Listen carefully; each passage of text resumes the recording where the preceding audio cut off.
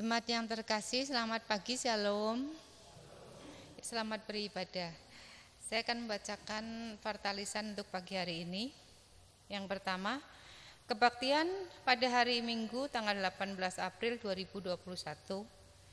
GKI Wonosobo dilayani oleh Penatua Obadja Nathanael Lekaptompensi. Kemudian bakal jemaat Tanjung Anom dan Genting Sari dilayani Penatua Medarman Sebua. Bakal jemaat Winong Sari dan Kesenet dilayani Bapak Ari Antonius Nasarani.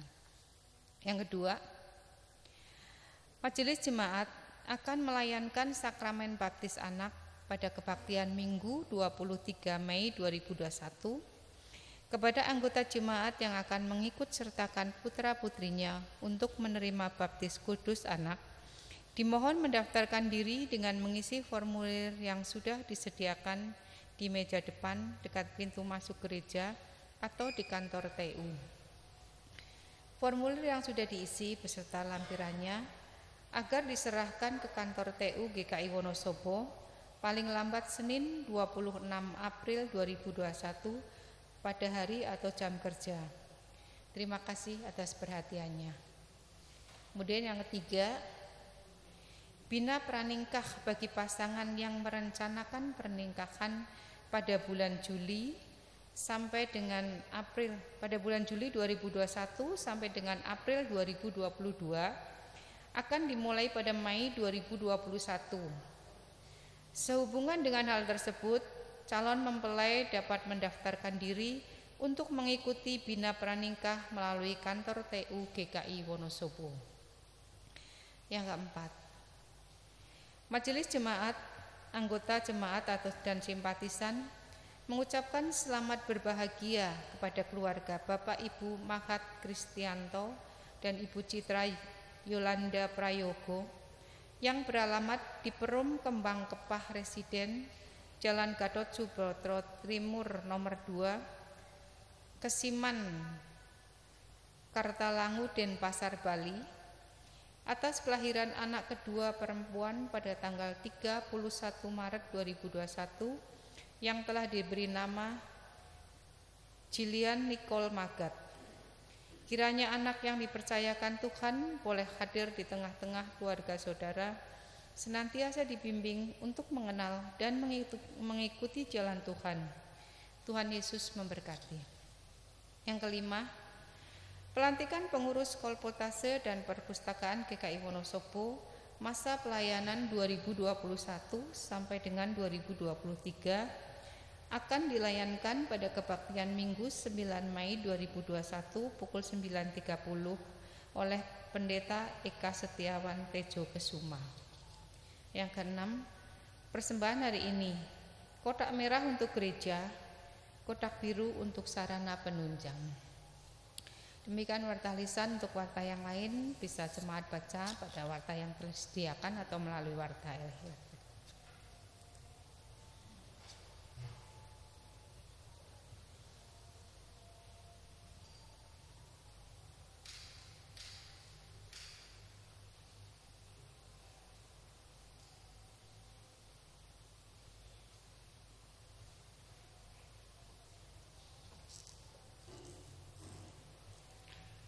Saudara yang dikasihi Tuhan Yesus Kristus, hari ini kita memasuki Minggu Paskah ketiga. Mari mengawali kebaktian ini dengan berdiri dan menyanyikan NKB 3 bait 1 dan 2, Terpujilah Allah.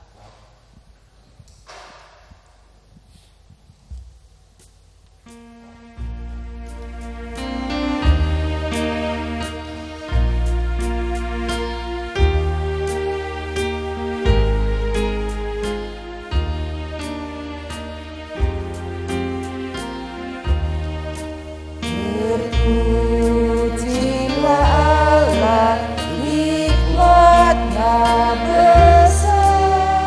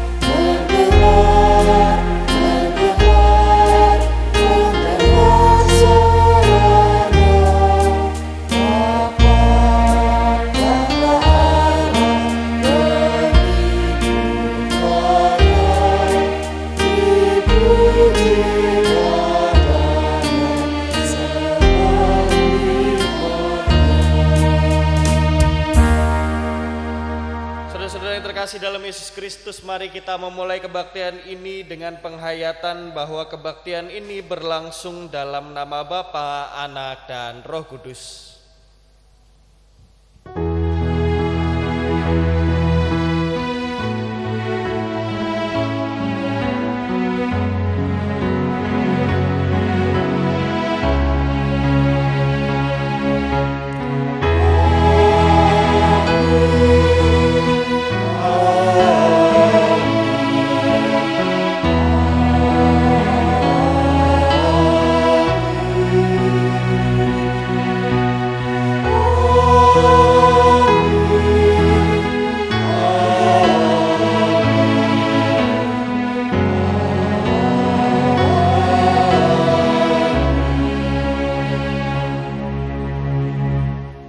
Damai Kristus beserta saudara.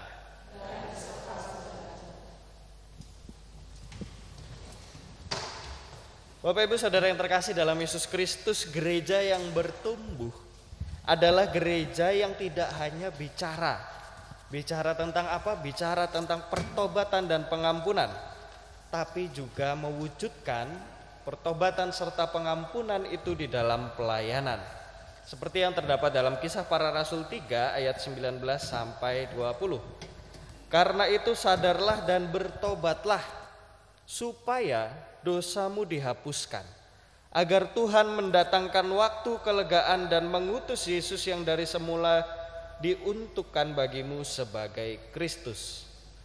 Kini mari kita datang kepada Tuhan dengan ketulusan dan kerendahan hati untuk mengakui dosa-dosa kita di hadapan Tuhan. Mari kita berdoa. Dengan kerendahan hati dan dengan diri yang terbuka Tuhan, kami datang kepadamu untuk mengakui bahwa kami adalah manusia yang penuh dengan dosa Tuhan. Di dalam kehidupan kami sehari-hari seringkali kami mengecewakan Engkau. Ampuni kami Tuhan, apabila selama ini kami masih tidak menyadari kehadiran-Mu. Kami masih tidak mengandalkan Engkau di dalam kehidupan kami. Kami masih sering kali mengutamakan diri kami sendiri, ego kami sendiri, atau kami melakukan berbagai hal untuk memuaskan kepentingan pribadi kami. Ampuni kami Tuhan. Ampuni kami juga sebagai gereja, apabila kami masih perlu menyatakan kasih-Mu, mengabarkan pertobatan dan pengampunan, tidak hanya untuk jemaat-Mu tapi juga untuk seluruh ciptaan yang ada di sekeliling kami. Tolonglah kami Tuhan agar kami dapat memperbaiki diri kami. Di dalam nama Yesus Kristus kami memohon. Amin.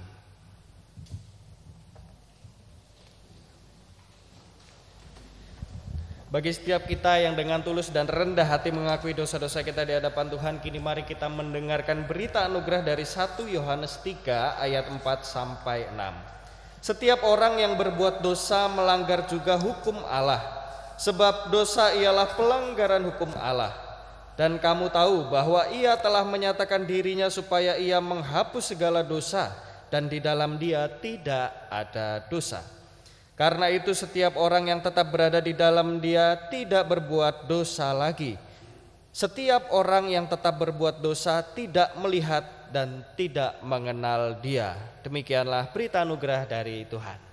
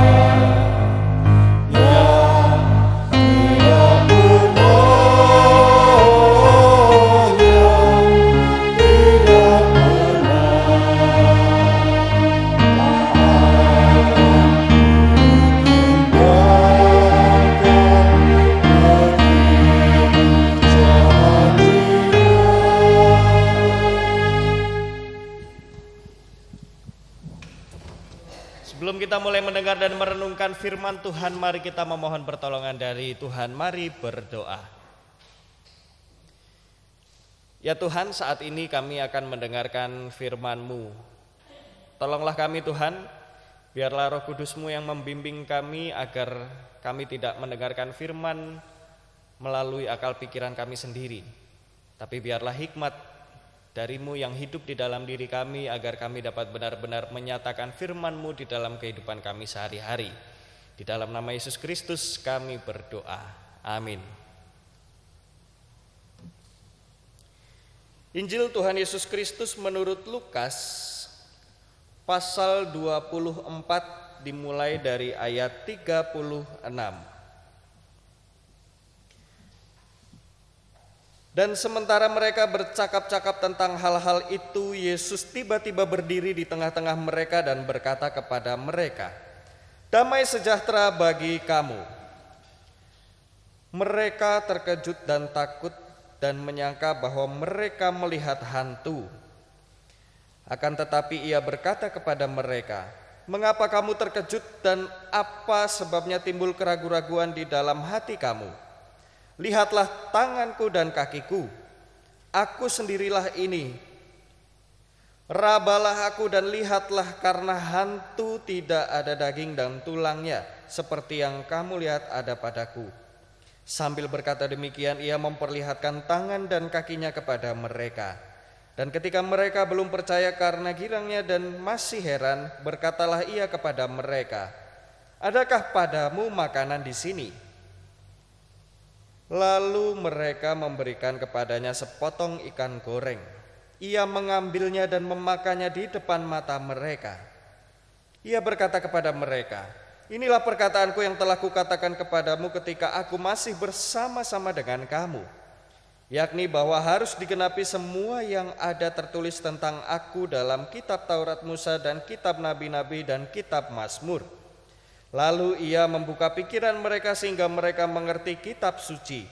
Katanya kepada mereka, "Ada tertulis demikian, Mesias harus menderita dan bangkit dari antara orang mati pada hari yang ketiga. Dan lagi dalam namanya berita tentang pertobatan dan pengampunan dosa harus disampaikan kepada segala bangsa mulai dari Yerusalem. Kamu adalah saksi dari semua ini. Demikianlah Injil Tuhan kita Yesus Kristus. Kita yang berbahagia ialah kita yang tidak hanya mendengarkan saja tapi juga menghidupinya. Haleluya.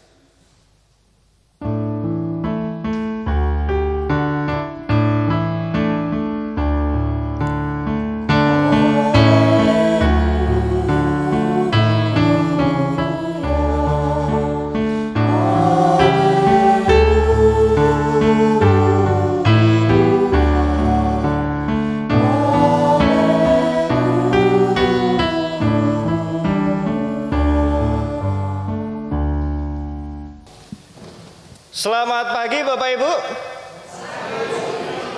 Wah, baru yang tengah dan sayap kanan nih, jawabnya seperti biasa. Sekali lagi saya sapa Bapak Ibu, jawabnya seperti apa Bapak Ibu? Pagi, semangat. Nah, siap ya, saya mau sapa Bapak Ibu sekali lagi. Selamat pagi Bapak Ibu. Wah, itu dia luar biasa. Bapak Ibu yang terkasih dalam Yesus Kristus, tema kita hari ini adalah pertobatan dan pengampunan, bukan cuma wacana.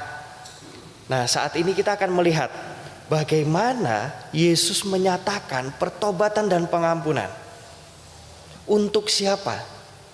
Untuk kita semua yang ada di tempat ini. Kita akan melihat bagaimana Yesus kembali hadir di depan para murid dan para murid kembali terkejut. Kembali terkejut karena apa? Karena mereka masih belum percaya, masih tidak yakin apakah itu benar-benar sosok Yesus. Kenapa mereka masih tidak yakin? Karena ternyata masih ada sisi keputusasaan, ada rasa takut, tapi ada juga sedih yang mereka rasakan dan trauma. Nah, hal ini membuat mereka tidak menyadari bahwa Yesus ini sudah benar-benar bangkit. Hal ini membuat mereka tidak mengenal siapa yang hadir di depan mereka, sehingga Yesus harus kembali menjelaskan. Makanya ketika Yesus hadir di depan mereka, mereka masih tidak percaya, masih mengira yang di depan mereka adalah hantu. Yesus bilang, kalau hantu nih nggak ada dagingnya loh, kalau hantu itu nggak bisa disentuh, hantu itu nggak bisa makan.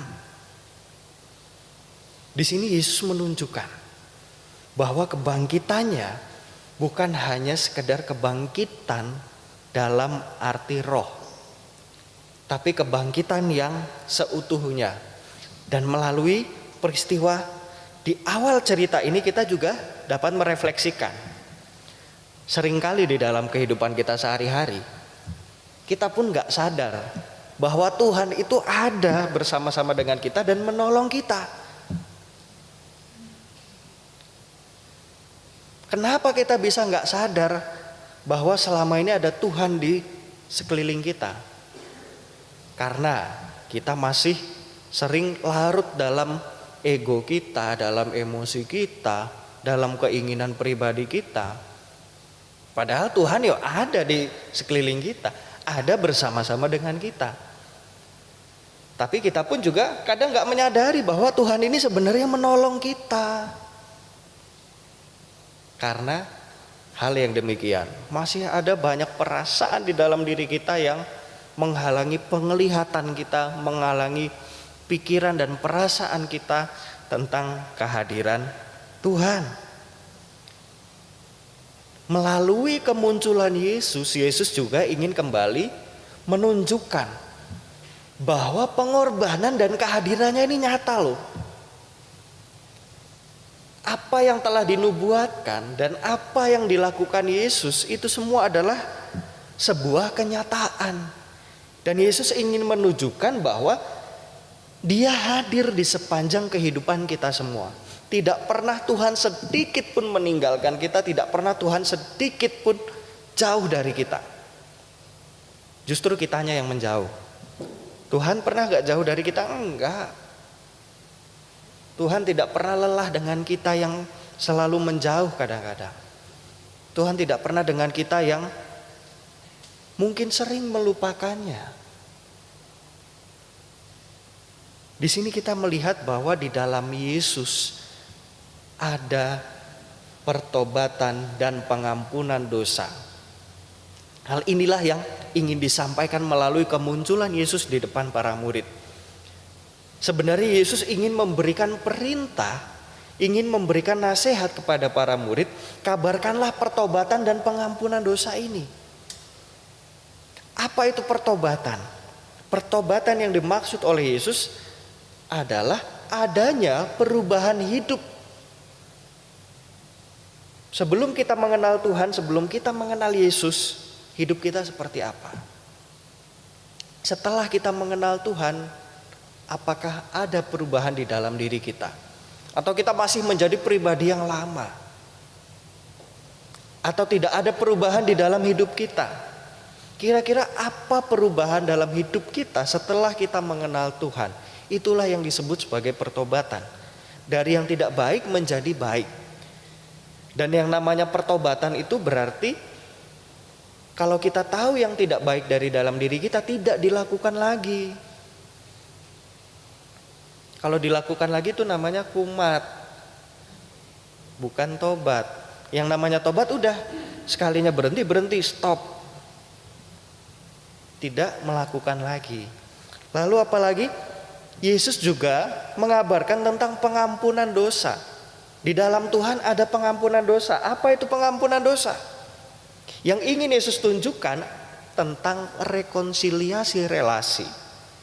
Relasi antara siapa? Antara kita manusia ini dengan Tuhan. Setelah Tuhan hadir, setelah Yesus hadir, hubungan kita menjadi diperbaiki. Hubungan kita dengan Tuhan menjadi baru lagi. Artinya apa? Di sini Yesus bilang, kalau kita hidup di dalam Tuhan, tidak ada lagi dosa. Tidak ada lagi hal yang menghalangi hubungan atau relasi antara kita dengan Tuhan. Kalau kita mau hidup di dalam Tuhan. Tapi kalau kita tidak mau hidup di dalam Tuhan, nah adanya sebuah relasi itu kan karena keinginan dari dua belah pihak yang ingin menjalin relasi.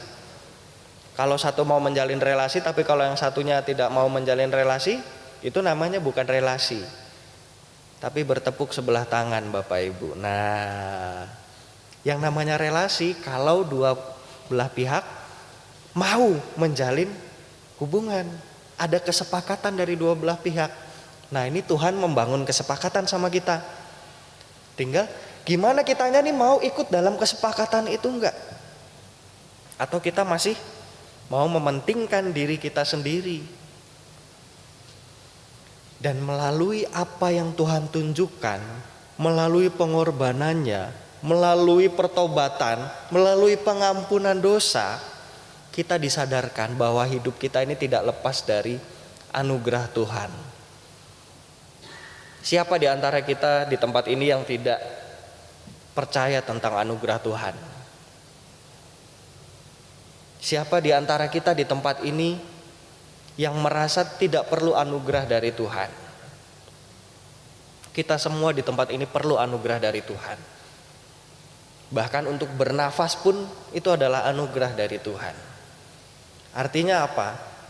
Kita tidak bisa hidup sesuai dengan keinginan kita sendiri. Kita tidak bisa hidup sesuai dengan ego kita sendiri. Kita masih perlu Tuhan di dalam kehidupan kita. Dan setelah Yesus mengatakan hal demikian, setelah Yesus memberikan perintah kepada para murid, dan setelah Yesus membuka pikiran para murid, di sini juga para murid dan kita semua disadarkan tentang apa? Yesus ini adalah sang pembebas. Pembebas dari apa? Pembebas dari dosa. Bagaimana caranya supaya kita bisa terbebas dari ikatan atau jeratan dosa? Yaitu dengan mau mengubah hidup dan mau mengampuni. Itulah cara kita keluar dari dosa. Dan setelah kita keluar dari dosa, setelah kita bisa mengampuni, setelah kita bisa mengimani atau menghayati yang namanya pertobatan, barulah kita bisa bersaksi dengan apa? Dengan tindakan nyata. Di sini Yesus ingin mengajarkan tentang betapa pentingnya pengampunan. Mungkin kita susah Bapak Ibu mengampuni. Mengampuni itu ternyata bukan hal yang gampang. Apalagi untuk siapa yang telah menyakiti kita, mudah enggak kita mengampuni? Enggak. Wajar enggak? Wajar. Itulah yang namanya manusia. Kita semua ini punya sisi ego. Karena itu kita kadang susah mengampuni. Bagaimana caranya supaya kita dapat mengampuni? Sebelum kita memiliki tekad untuk mengampuni orang lain, cobalah dulu kita mengampuni siapa? Mengampuni diri kita sendiri. Coba buat Bapak Ibu yang sekarang bawa gadget, bawa HP yang ada kamera depannya. Nah, coba Bapak Ibu coba dikeluarkan HP-nya kalau misalnya ada HP Bapak Ibu yang ada kamera depannya. Dinyalakan kamera depannya dan nyalakan kamera selfie-nya. Arahkan kamera itu ke muka Bapak Ibu sendiri. Coba. Siapa orang pertama yang harus kita ampuni? Orang yang ada di depan kita. Itulah yang harus kita ampuni terlebih dahulu sebelum kita mau mengampuni orang lain. Dengan kita menyadari, dengan kita mampu mengampuni diri kita sendiri dan berdamai dengan diri kita sendiri, barulah kita dapat mengampuni orang lain. Kadang kita susah sekali mengampuni orang lain karena apa? Karena kita sendiri belum berdamai dengan diri sendiri. Makanya sekarang cobalah ampuni diri sendiri. Setelah kita keluar dari tempat ini, atau untuk Bapak Ibu yang ada di rumah setelah selesai mengikuti kebaktian ini, coba doakan kepada Tuhan.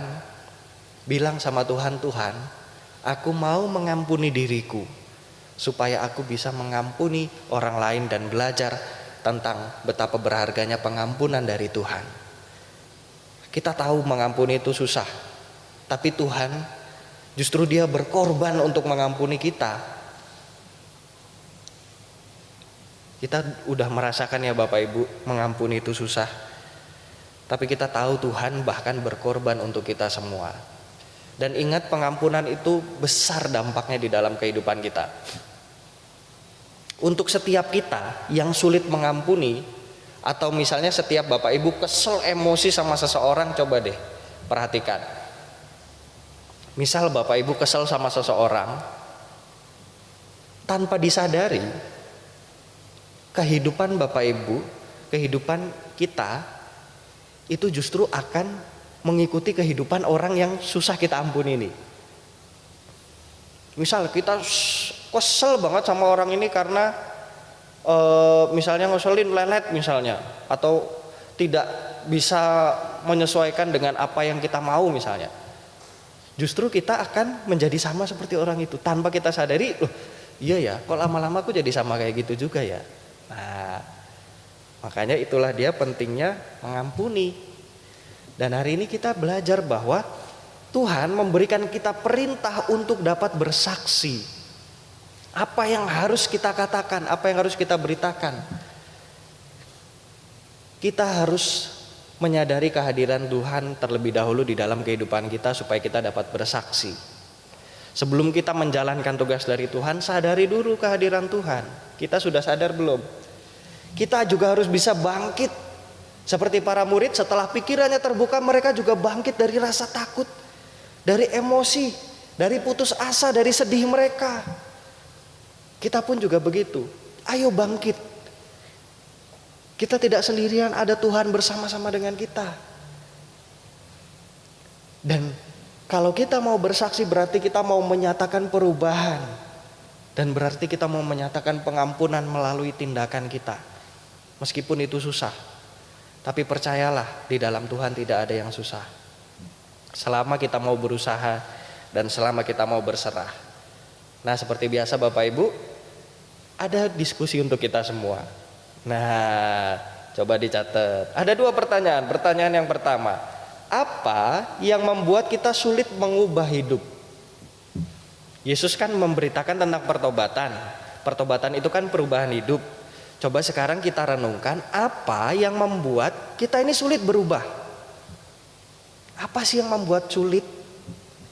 Yang kedua, apa yang membuat kita sulit sekali mengampuni? Coba pikirkan, hal-hal apa yang membuat sulit berubah dan sulit mengampuni. Dengan kita menyadari hal itu, berarti kita sudah mulai bangkit dari luka-luka kita, dari masa lalu kita, dari hal-hal yang mengecewakan kita, dari hal-hal yang menyakitkan kita. Dan melalui pertobatan, melalui pengampunan, kita bisa menyadari kehadiran Tuhan yang tidak pernah pergi dari dalam hidup kita. Dan kita bisa menyadari bahwa Tuhan ini selalu menolong kita. Kiranya Tuhan memampukan kita untuk bisa bertobat dan menyadari arti dari pengampunan dosa. Tuhan menolong kita semua. Amin.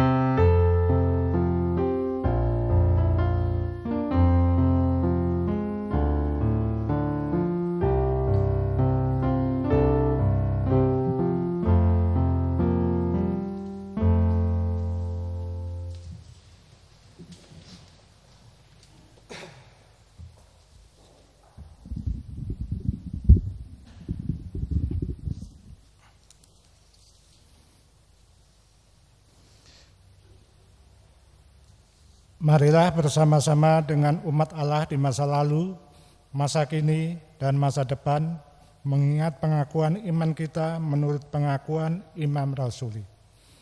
Hendaknya masing-masing berkata, "Aku percaya kepada Allah, Bapa yang Maha Kuasa, Khalik langit dan bumi, dan kepada Yesus Kristus, anaknya yang tunggal Tuhan kita, yang dikandung dari Roh Kudus, lahir dari anak darah Maria, yang menderita sengsara di bawah pemerintahan Pontius Pilatus, disalibkan, mati dan dikuburkan, turun dalam keadaan maut. Pada hari ketiga, bangkit pula daripada orang mati, naik ke surga, duduk di sebelah kanan Allah, Bapa yang Maha Kuasa. Dan dari sana ia akan datang untuk menghakimi orang-orang yang hidup dan mati. Aku percaya kepada Roh Kudus, gereja yang kudus dan am, persekutuan orang kudus, pengampunan dosa, kebangkitan orang mati, dan hidup yang kekal." Amin. Dipersilahkan duduk. Mari kita kembali datang kepada Tuhan untuk menaikkan doa-doa syafaat kita. Mari kita berdoa. Ya Tuhan, ajarlah kami untuk dapat mengampuni, ajarlah kami untuk dapat mengubah kehidupan kami. Tolonglah kami Tuhan, agar kami selalu hidup di dalam Engkau. Tolonglah kami Tuhan, agar kami dapat selalu melihat kehadiran-Mu, merasakan kehadiran-Mu dan pengorbanan-Mu yang nyata di dalam kehidupan kami. Saat ini Tuhan, kami ingin berdoa untuk bangsa kami. Tuhan, Engkau berkati bangsa Indonesia yang masih menghadapi pandemi, dan Engkau berkati proses distribusi vaksin. Kami juga berdoa Tuhan untuk berbagai daerah di Indonesia yang terkena bencana alam, begitu juga dengan para korban yang terdampak bencana. Kiranya Engkau hadir di dalam pergumulan mereka Tuhan, dan kami berdoa untuk tim Gerakan Kemanusiaan Indonesia atau tim GKI yang mendistribusikan bantuan untuk korban bencana alam. Kiranya Engkau memampukan orang-orang yang terlibat Engkau juga memampukan kami semua Tuhan, agar kami mampu berbagi dan menolong sesama kami. Saat ini juga kami ingin berdoa untuk gereja-Mu, GKI Wonosobo. Berkatilah gereja ini Tuhan, agar menjadi gereja yang penuh dengan hikmat, penuh dengan sukacita. Begitu juga dengan setiap kami Tuhan. Tolonglah kami agar kami dapat menyadari pentingnya arti dari pelayanan.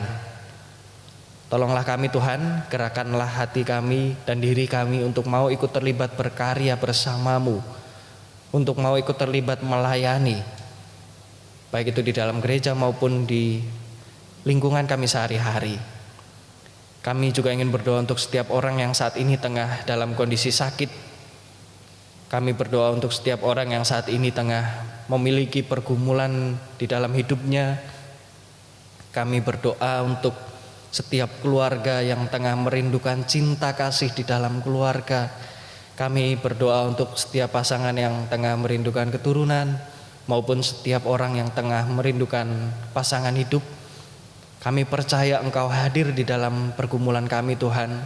Kami tidak sendiri, kami percaya kami melewati semua itu bersama-sama dengan Engkau.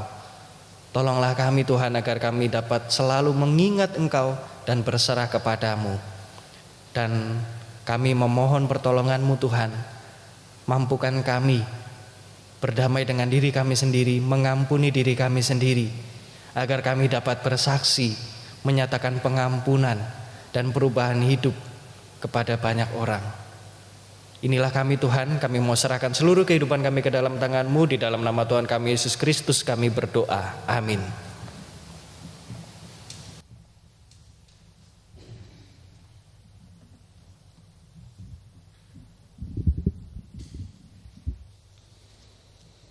Marilah kita mengucap syukur atas persembahan yang telah terkumpul dan kita persembahkan melalui kotak yang tersedia ataupun dalam bentuk transfer melalui rekening bank.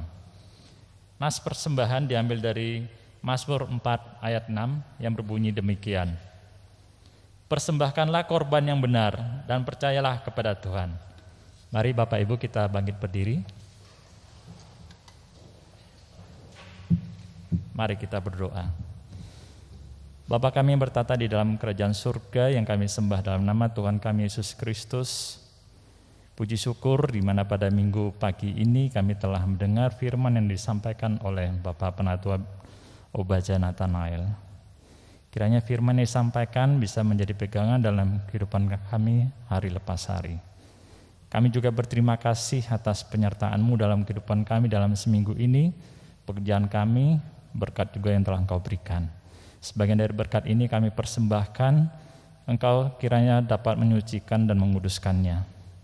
Kami juga berdoa buat para majelis yang mengolah persembahan ini, Engkau beri hikmat sehingga dapat mengelola persembahan ini hanya turut atas kehendak-Mu dan menjadi kebesaran nama-Mu di gereja ini dan di sekitarnya. Terima kasih Bapa, doa yang jauh dari sempurna ini kami panjatkan hanya di dalam nama Tuhan kami Yesus Kristus. Amin.